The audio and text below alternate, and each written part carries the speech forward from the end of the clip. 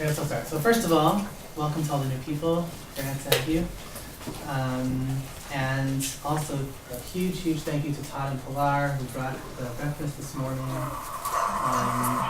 From a very nice tradition, and we toast you with our toast. Okay. So we'll start.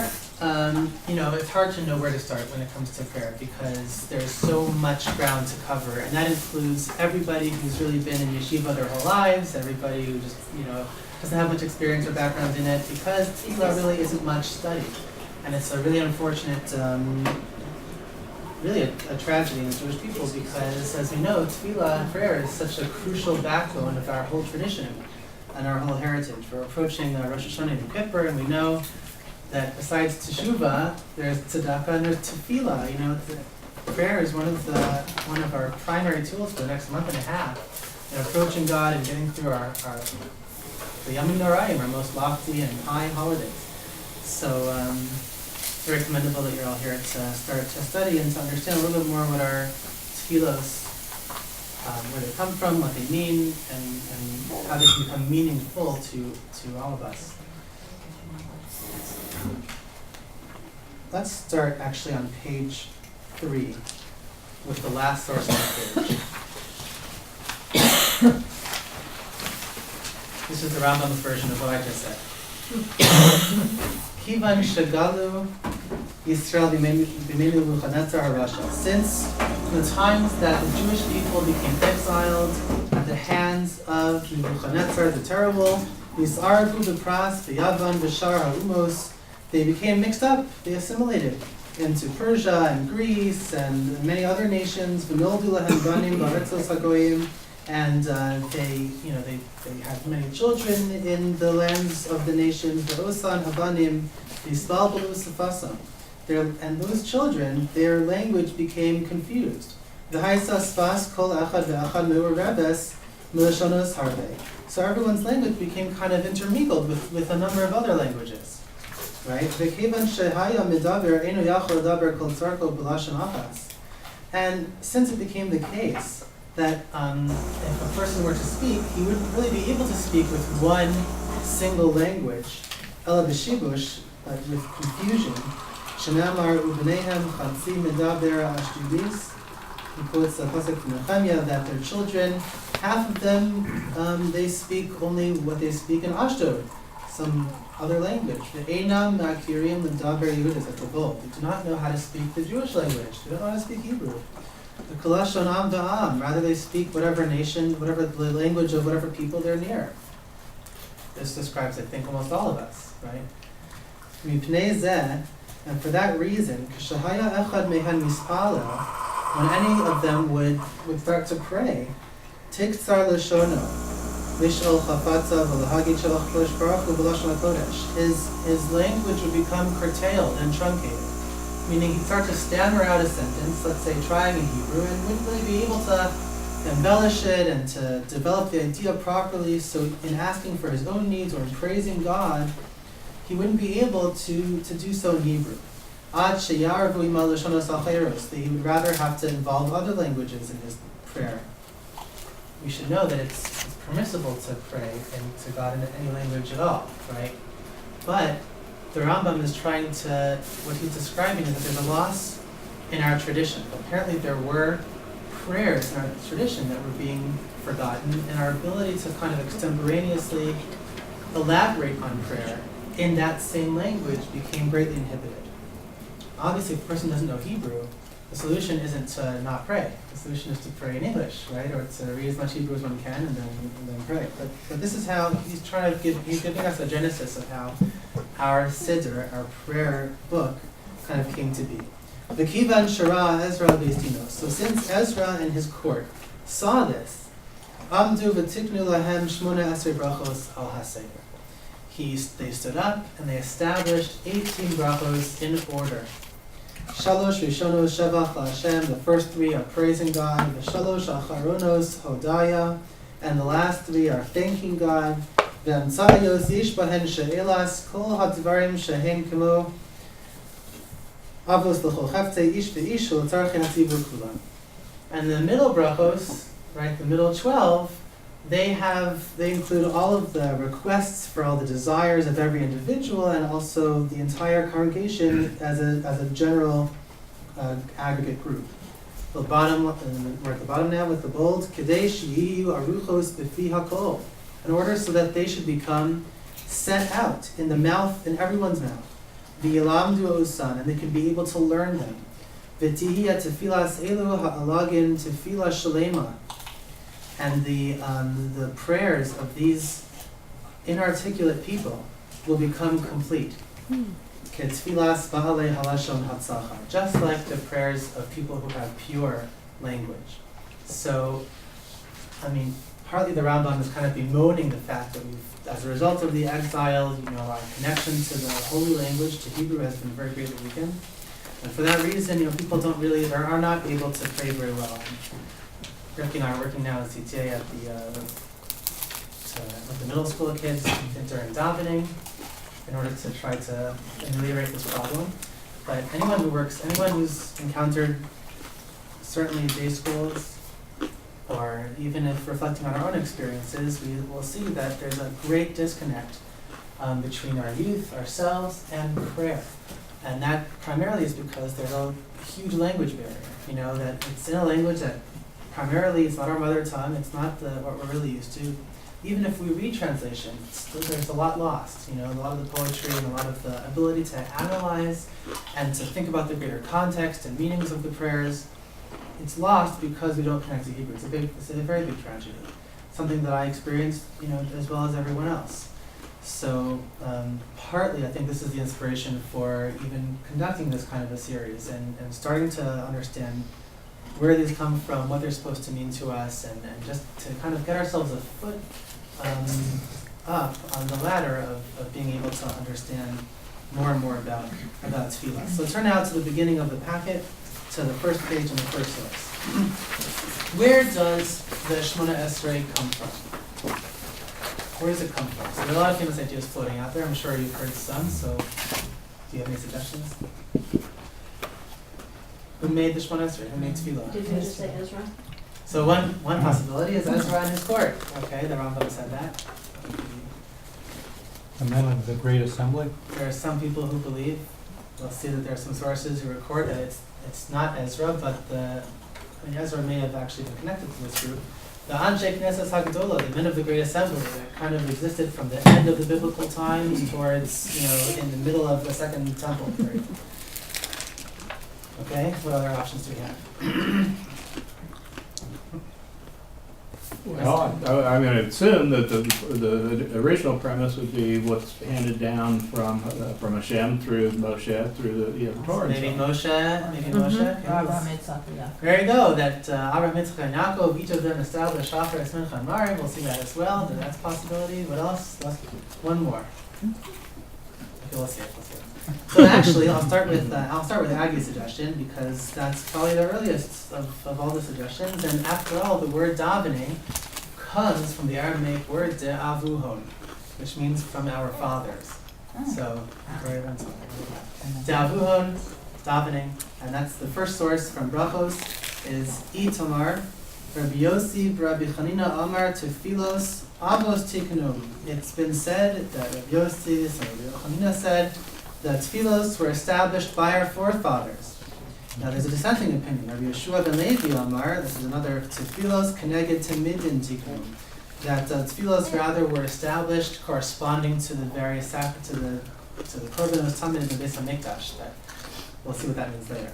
Tanya kavased Rabbi Yossi Rabbi Chanina. So we learned a brisa that actually aligns with the opinion of Rabbi Yossi, that it was that after it came from our forefathers. But Tanya Kavased Rabbi Yeshua ben Levi. There's also a brisa that corresponds to the second opinion as well. We'll do it later. Tanya Kavased Rabbi Yossi Rabbi Chanina, the one who aligns with Rabbi Yossi. Abraham. Oh, this could be someone. Sorry. Hello. Oh, hey Joe, come on. Come downstairs.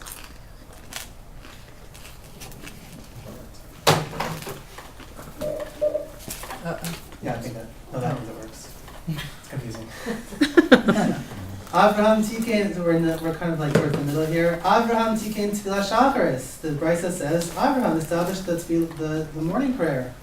And then I skipped the proof. Yitzchak Tikein Tefillas Mincha. That Yitzchak, the ellipses were important, but I had space constraints. Yitzchak Tikein Tefillas Mincha. The Yitzchak established the Mincha prayer. That's in the afternoon. The Yaakov Tikein Tefillas Arvis. And Yaakov established Mari. Hello? Okay. Oh, it's alright. Come on downstairs.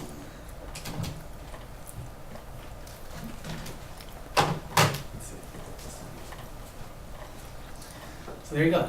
They come from our forefathers, and that's how we have David. That's one opinion. Let's go to the second source. Midrash Tanchuma in Kisava, which we'll read actually in a couple of weeks. Tzafla Moshe Shabbos Hamikdash Asid Licharev. Moshe himself saw that one day the Beis Hamikdash would be destroyed. Amad v'hiskin lahem Yisrael sheyu mispalim sholosh pamim b'chol yom. So he established that the Jewish people should pray 3 times a day. Shechavivat as an antidote, or as a kind of a suitable. Here, maybe talk about and show him. Yeah. Thanks. Shechavivat tefillah lifnei HaKadosh Baruch Hu mimea ma'asim tovim. For after all, prayer is more beloved to God than 100 acts of kindness and 100 good acts. So Moshe, foreseeing the downfall of the Jewish people, the burning of the Beis Hamikdash and the exile, thought that the best way to retain a connection to God is to pray 3 times a day. So that's what he established. And we have another source from Tehillim, presumably written by David HaMelech, Erev v'boker v'tzaharayim, evening, morning, and afternoon. That's right, Mariv, Shacharis, and Mincha. Asicha ve'ehema v'yishma koli. Asicha is an important word, we'll come to next week, but it means I will pray, I will utter. Asicha means I will utter. I was once part of a debating society in Israel called Siach Vasi. Siach just means like chatter, like talking. So what is he uttering? He's uttering a prayer. Ve'ehema, and he moans, he groans, v'yishma koli, and God hears my voice. So it seems like David, Shacharis, Mincha, and Mariv. Okay. Next page. So that's the biblical era. So far we have 3 different possibilities. The Avos, perhaps it was Moshe, perhaps it was David himself. Then we come to what Fred said, the Anshe Knesset Gedolah, part 2 on page 2. Tefillah minalan, says the Gemara in Megillah, asks, where does tefillah come from? When the Gemara says tefillah, it usually means the Shemona Esrei. That's all we're saying, Shemona Esrei. Very important. Okay, where does it come from? The Tanya, there's a brisa that says, Shimon HaPakuli, he was a cotton merchant or something. Used to be that rabbis also had to work for a living. Shimon HaPakuli. His dear Shemona Esrei brachos lifnei Rabban Gamliel. He ordered 18 brachos in front of Rabban Gamliel. Al haseder b'Yavne. He put them in an order in Yavne. We call what we have, the book where the fields are kept, we call that a siddur, right? So one possibility, for the reason that we call it, it seems like the Gemara is al haseder. It was kind of ordered out for us, so we don't longer have to kind of guess what they are. We don't longer have to memorize what they are. It's laid out in order. I'm Rabbi Yochanan. Bless you. I'm Rabbi Yochanan. Rabbi Yochanan says, "V'rami lo b'masnisa tana." Some say actually it's taught in our Mishnah. Mea ve'esrim zekenim. There were 120 elders. V'bahem kama neviim, and among them some prophets. Tiknu shemona esrei brachos al haseder. They were the ones who established the Shemona Esrei. And that the Anshe Knesset Gedolah, the men of the Great Assembly, there were 120 of them, so that's what it's talking about. And among them some prophets. So one assumes it was towards the end of the biblical period that the men of the Great Assembly did this. And then also, if you look, I didn't really translate this next source fully, but it's summarized there. And if you look at the ellipsis, toward halfway down, the Av Shemona Esrei Brachos Shetiknu Nevim Harishonim, and even the 18 brachos that the original prophets established, and the Jewish people would pray every day and go through what the structure of it should be, how it's divided out. So here also another source for the idea that the Anshe Knesset Gedolah wrote these things. So what's going on here? Here we have 5 different sources telling us like 5 different answers, right? 6 different sources and 5 different possibilities of where the tefillah came from. Why don't we know where it comes from? Like, why isn't there just an answer?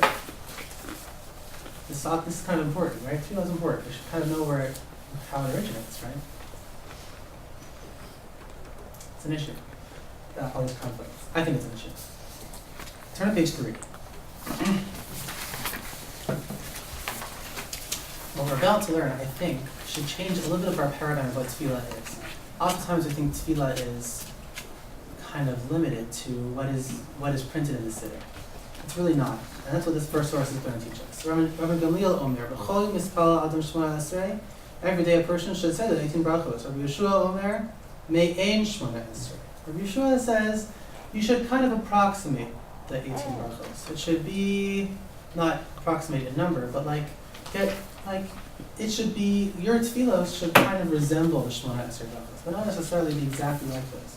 And Rabbi Akiva Omer in the gold, im shigura tefillah sodifiv, if you have tefillah really fluent in your mouth, yispalo Shemona Esrei, then you should say the Shemona Esrei. Being lav, meaning Shemona Esrei. And if you don't really know it by heart, if you're not really fluent, then you can approximate. It should be something like it.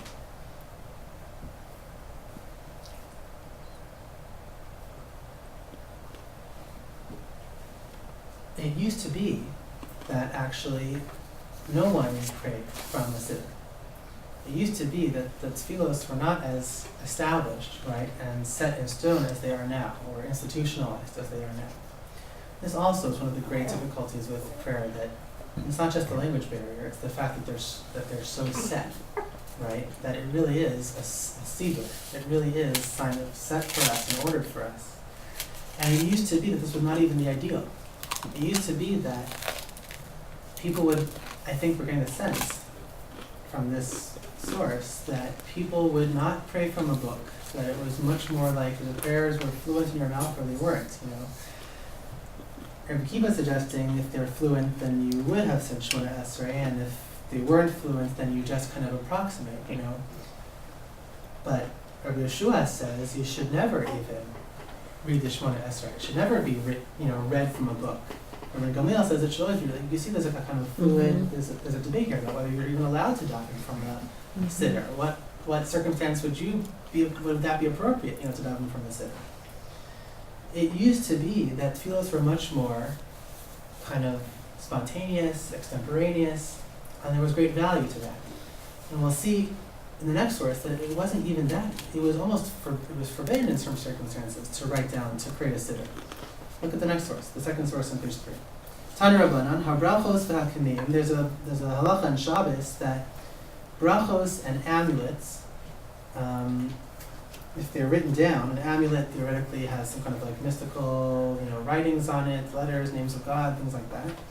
V'afal pi sheyesh bahen osio shel shem, even if it has the letters of God's name.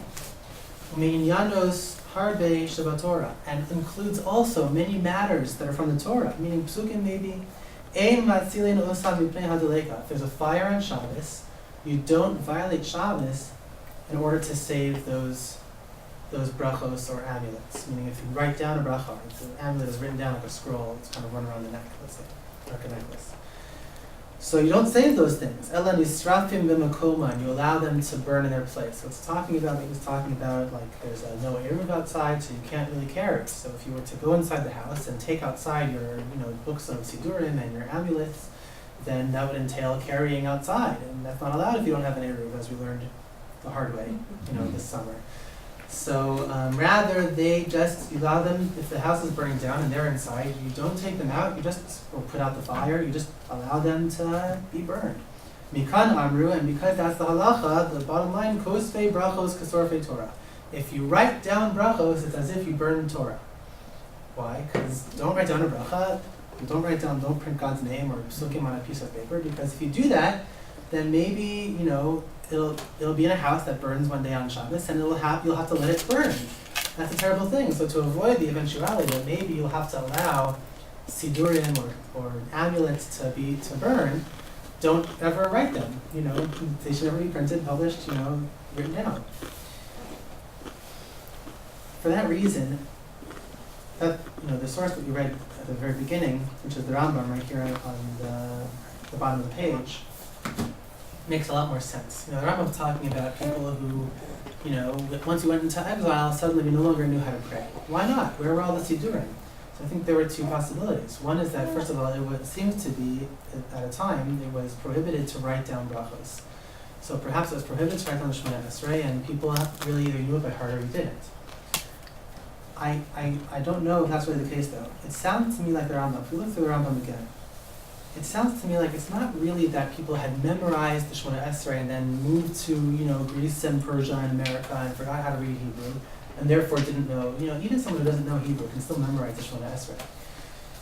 It sounds to me from the Rambam like people were really making up their tefillos, or in his view, at the time of the destruction of the Beis Hamikdash, people still were kind of making up their own tefillos as they went along.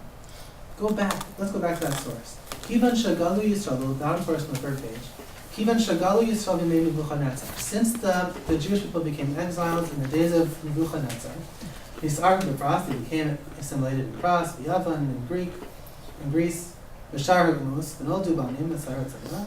So look at on the fifth line in the Hebrew, fourth line in the Hebrew. V'Haisa Sefas Kol Echad Ve'Echad Mu'uravin V'Lashonos Harbe. Their languages would become intermingled with other languages. A person who was articulating his needs could not do so in one language, meaning could not do so just in Hebrew. It sounds to me like it's not that he was, that they forgot their memorization of the prayers, right? It sounds to me like they were trying to make up prayers and weren't able to really do so. They talked about it in a very raw way.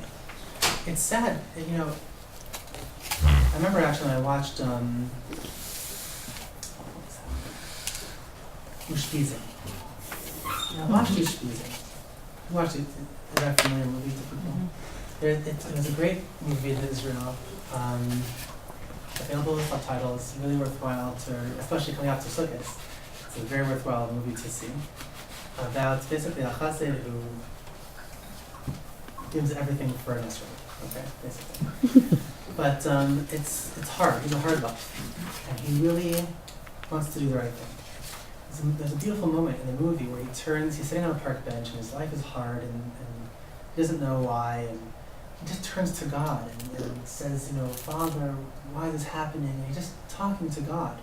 Something that Jews, I think, have to work on a lot. Hasidim, I think, have it well. I think they do. They're able to kind of turn at a moment and just refer to God, talk to God. Christians do it too. If you talk to a Christian, they'll ask you about, they'll talk about like God's calling them in life. They feel God's mission in life. I think really it's a Jewish concept as well. I don't think it's a Christian notion that God is with us and that God is in our lives and that we can talk to Him. And I think it used to be that tefillah really was much more fluid and much more internalized. And partly because of exile, as the Rambam is saying, I think that it became harder for us to do. For a lot of reasons, not just the language barrier, but I think that assimilation in general has had a very difficult impact on the Jewish people. And that's something, when I work with anybody on tefillah, and I work with myself on tefillah, it's something that I really focus on. It's not just understanding the words, but understanding and feeling more God's presence, so that even reading the words of the tefillah, a person can feel like that's a real turn toward God. And not just turning toward God in tefillah. There's a limit, there's a minimum of tefillah for 3 times a day that we have. At any time of the day, whenever we say a bracha, whenever we kiss a mezuzah, whenever we, read a book, it can all be part of a tefillah. Anything good that happens in our lives, anything bad that happens in our lives, any time that we are reflective on life can become part of tefillah as well. It takes, the Pachad Yitzchak writes at great length in many places, and he has wonderful books. If I were stuck on Desert Island, I would probably take his series along with me. I'm not saying I'd be limited only to his, but at least his.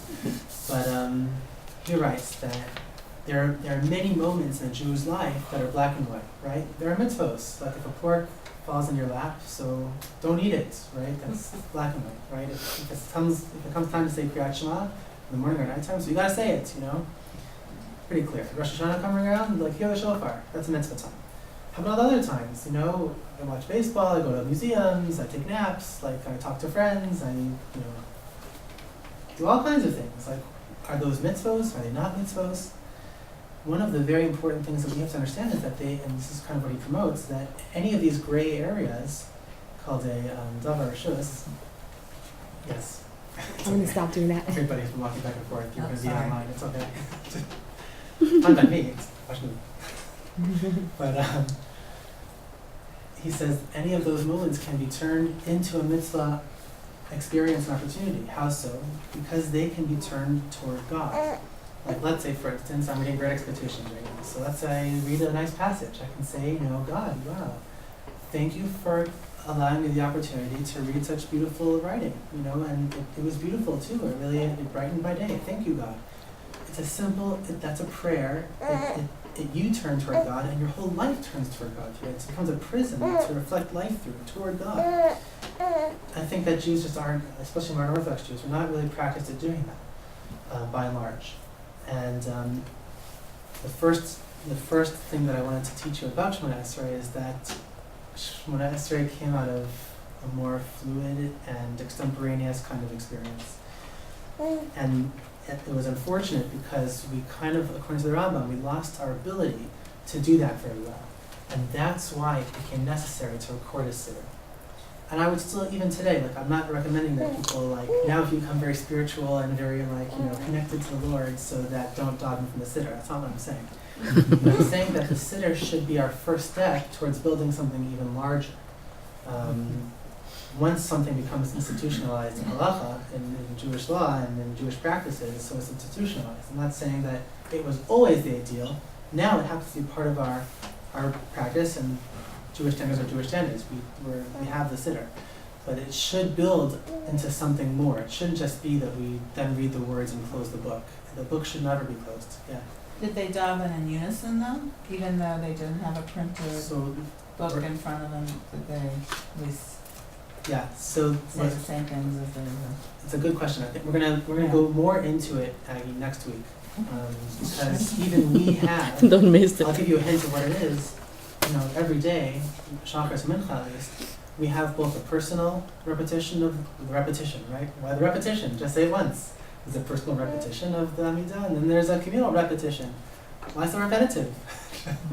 Just say it and then have it over. But I think it kind of goes along the lines of what you're hinting at here, is that there's a personal aspect to it, and there's a communal aspect to it as well. And we're going to kind of, examine it next week. Turn to the last page. This is a wonderful book that I picked up by accident. One of the nice things about YU is that it's in New York, and one of the nice things about New York is that there are a lot of people selling books all the time. So there's a guy who comes to YU like 3 or 4 times a year. He has the shadiest book business you ever saw in your lifetime. It's like a huge van, and it's just shoved with like books like this that looks like they fell out of some shul basement after it was renovated or something. And they smell bad, and they look bad, and they're tattered and torn, so whatever. So, but you go through this van, he unloads the books, he throws them on the street, and you kind of walk around them, and I want that one. We'll offer it for $3. So I bought this book for $6. I actually then lost it, and then found the new copy. It's totally out of print, and it's very difficult to find. But I found it to be very, really great book on prayer. So it was actually written in the 40s by, I don't even know his name, Eliezer Levi. I don't know who that is, some rabbi. He's a contemporary like the Kati from the Kati Mishnahs. So there was a time in Israel when they wrote lots of interesting books, and this was one of them that came out. So Rabbi Eliezer Levi suggests the following, what's the word for mahalach? Way? He has an approach. He has an approach about how Shemona Esrei developed, incorporating everything we said. He suggests that, what does it mean the Avos wrote them, Moshe wrote them, David wrote them, Moshe Kassadola, who did it? So along the lines of what we're saying, he's saying perhaps there was perhaps a skeleton of prayer that was well known among the Jewish people. even from the times of the Avos. Maybe they established something that really did become traditional, but not so traditional that it was like canonized, institutionalized, and set and printed, but that, you know, they gave us a structure, they gave us the skeleton and the backbone. And over the course of generations, you know, it kind of developed. The Avos contributed something to our prayer system, Moshe contributed something, David contributed something, right? Yontek Nesasagola contributed something. It kind of flourished and developed. This is often, I mean, something that we have to remember even in Tanakh probably. Like, people like biblical critics like to say like, oh look, there's passages in this prophet that are similar to that prophet, or that are similar to other documents found in the Mesopotamia and, you know, from like Ur Kasdim. I see other, you know, documents from other religions that are similar to our prophets, so they were copying. It's not just cheating, you know. It's not cheating. Sometimes you use documents or prayers that exist and you kind of develop and grow off of them. Like it's a lot of like great essays are often like they quote Mark Twain or, you know, Robert Frost, and then they go off and write their essay. They start off with a nice quote from someone to kind of get you started. So beautiful. So you're allowed to use other texts. So it's possible, he suggests, that our prayers developed that way. That there was this kind of group of prayers, there was a skeleton of prayer, and it developed over time, and it kind of came into, you know, the iteration that we find it in now, only later, like everyone describes, after the exile. But he pinpoints a time where really where he pinpoints a place where it probably flourished out of more than any other, and that is, who wants to guess what is the highlight of Shemona Esrei? I mean, if you look at the last picture, that could be from this guy's perspective. But one of the, what? Does anybody have their own highlight you want to share? Shemakelenu is a great one, yeah. But partly because, Shelley, and I agree with you, Shemakelenu is towards the end of the request section, and it has in it, embedded in it, if you look carefully in the article, it'll tell you, where you can go off extemporaneously and insert your own prayer in the middle of Shemakelenu. So that's why I think it's definitely one of the highlights for sure. Yeah, what else? The end of Shemona Esrei actually is kind of, you know, there's a kedusha in the beginning, but towards the end there's wild stuff that goes on. If you live in Israel, for any length of time, you'll notice that in Yerushalayim, for instance, they will say Birchas Kohanim, not just, meaning the Kohanim will get up to Ducha, not just on the holidays like we do, every single day of the week. It's very impressive. So he suggests actually that Birchas Kohanim was one of the sources of our entire Shemona Esrei. And here's how it goes. Look at the last page, on the top of the page.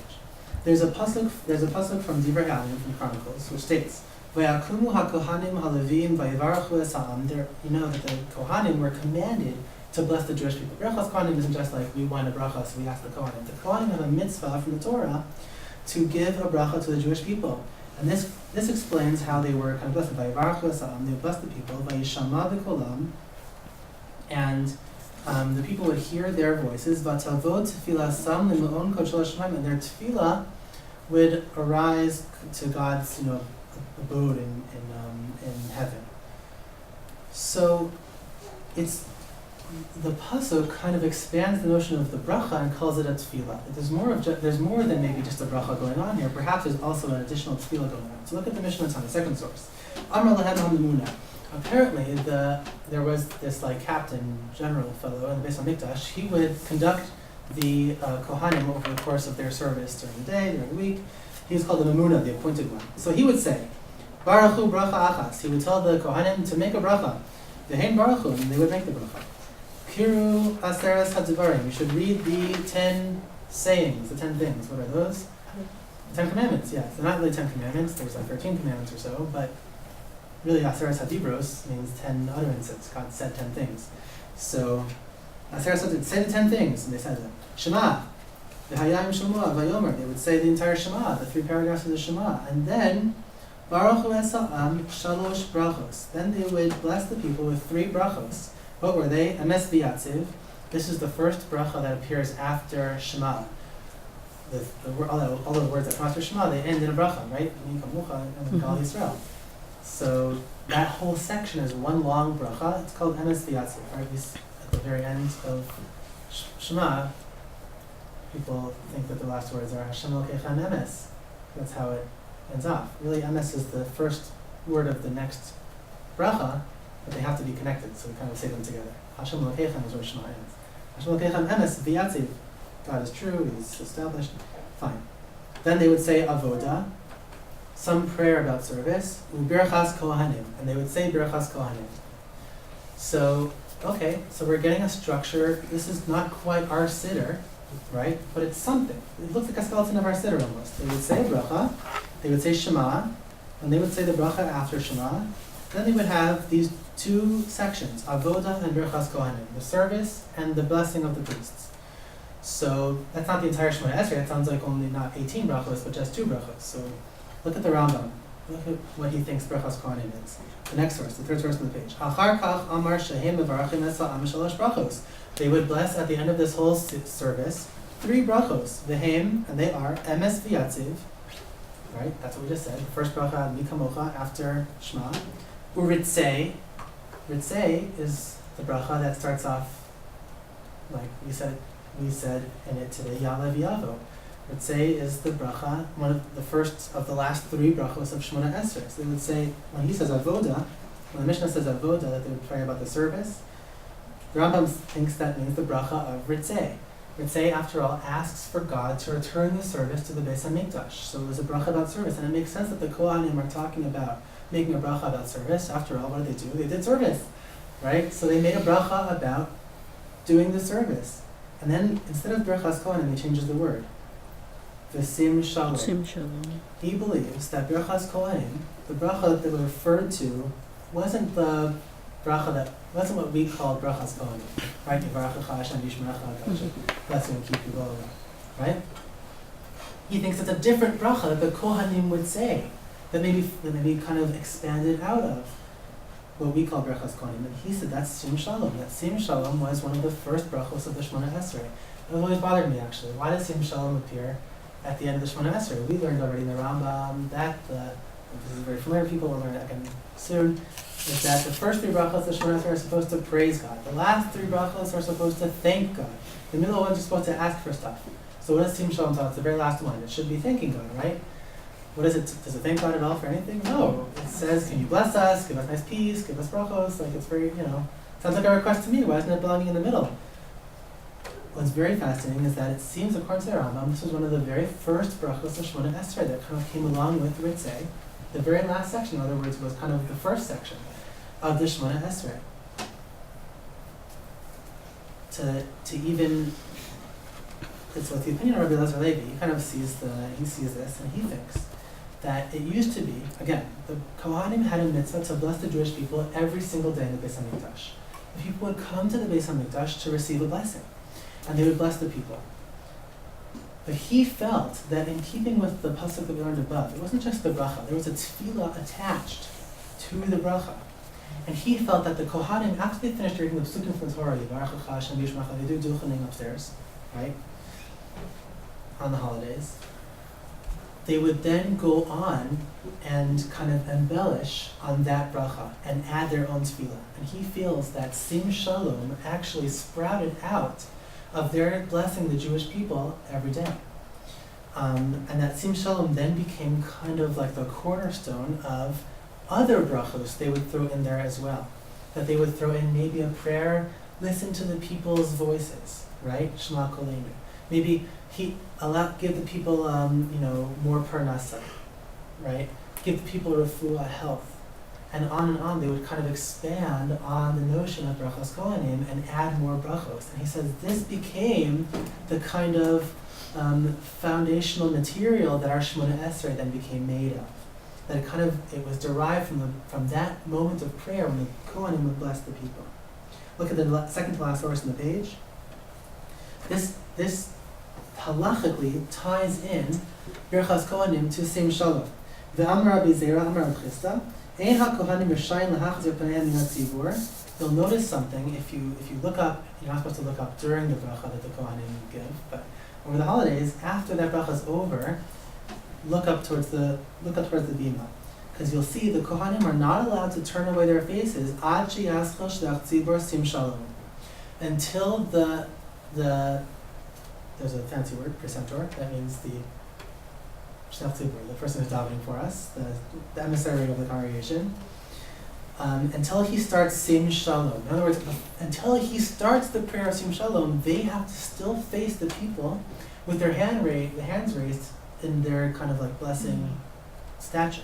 So halachically, it's interesting, kind of preserves the notion that these two things are inherently connected together. They're not allowed to break away before that bracha has started. And perhaps that halacha derives from the reality that the history of this all, that actually Sim Shalom used to be part of that whole bracha situation and was like the addendum added on by the Kohanim after they were done with the psukim they read from the Torah. Ve'enam nishayim lachor ragleihem v'leilach, and they're not allowed to uproot their feet and to get off the bima ad sheyigmor shlach tzibor Sim Shalom. And they're going to hang around there on the bima, just like schmoozing with the rabbi or whatever, and kissing the aron, until the whole Shemona Esrei is over, till Sim Shalom is over. You'll see, why don't they step down? They're done, right? Sim Shalom is part of Barachas Kohanim in the halacha. So the Kohanim are not allowed to get off the bima until the whole thing is done, even Sim Shalom. It's an amazing idea, but it fits very well with Rabbi Levi's idea that Sim Shalom really developed out of the mitzvah d'oraisa of Barachas Kohanim. And then furthermore, see the last source on the page, and why do they say Sim Shalom after the bracha of the Kohanim? For it says there's a pasuk in the Midbar, which is the introductory pasuk to Brachas Kohanim, the Samu Shemi al Bnei Yisrael, you shall place my name on the Jewish people, Ve'ani avarachem, and I, says God, I will bless them. Baracha d'HaKadosh Baruch Hu, and what's the bracha of God? When God says I will bless them, what is that bracha? Shalom. It's a bracha of peace. Shanamar, for it says in Tehillim, Hashem yivarech hasamo v'shalom, we say it in Benjamin as well. God will bless His people with peace. When God blesses His people, it means He blesses them with peace. So the last bracha of Shemona Esrei, in some ways, is really the first, right? There's a mitzvah of the Kohanim to bless the Jewish people. They used to do so every single day of the Beis Hamikdash. And in order to embellish, in fulfillment of the pasuk from Divrei Yamim, they would add more brachos. And what is the bracha that God promises? Peace. So we have a bracha for Sim Shalom, of giving peace to the Jewish people. And from there, suggested Rabbi Levi, other brachos sprouted as well, and that is what kind of became the bracha that we have, the Shemona Esrei that we have today. I think that there are two things we should take away from this. First of all, as Aggie pointed out, there is a very significant communal aspect to Shemona Esrei, right? If the source of it is that the people would go together to the Beis Hamikdash to be blessed by the priests, and that's how Shemona Esrei kind of got started, or the Spanish at least that we know, and that means it really fundamentally is a communal activity. We all know that there's an idea of the tzibur, of coming together in a minyan and davening, but I think, at least in my mind, that has always been kind of a dissociated idea. Like, yes, there's a value to daven, there's also a value to daven with other people, and we kind of tie those things together. But I think what we take away from here is that actually it comes out, like tefillah only starts in a communal way.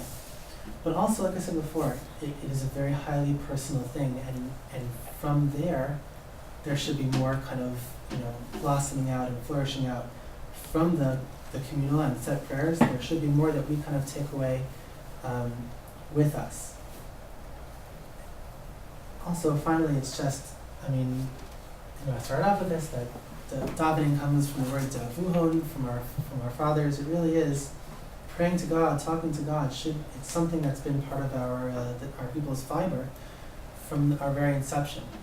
That are the very forefathers of our religion. They're known, at least in many circumstances, they're known for people who established prayer. Has it ever been considered that we get it from our ancestors, from our people, that the Wuhan is from our fathers and our fathers that came before us? So yeah, that's where I'm getting at. I think that it's also something that it kind of, it's not just like, it's been a long-standing tradition, but it's something that really passes down from generation to generation. Like we talk about the chain of tradition of Jewish people, and what our parents give to us and what we pass on to our children. The idea that we can in our own lives turn to God and talk to Him is something that kind of binds us together as a people. It's not just a communal prayer when we come to shul with our people temporally, who exist with us. But it's a communal prayer in the sense that we're joining with an entire string of Jewish people for history. Some of the most moving experiences a person can, I think, experience in Israel, let's say. You can go to Hebron and I'll show you like one of the walls near Maras Machpelah, right, is like black with soot. And why? Because women would go to like Shabbos candles there and daven on Friday nights and daven Kula Shabbos. Just an amazing, I think, thing to consider how devoted our people has always been to prayer if you look in Israel, if you look in our history, you'll see that there are a lot of the significant sites, a lot of our significant history was kind of built around prayer. Like the Kotel, our connection to Yerushalayim, primarily it kind of revolves around the idea of prayer. So,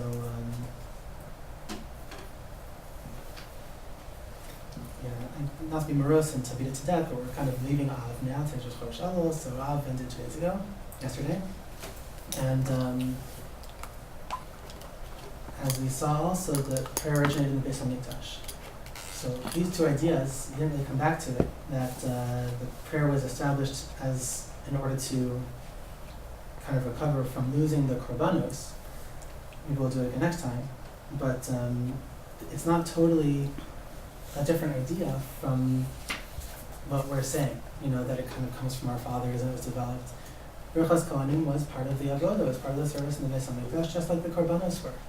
These things kind of go hand in hand.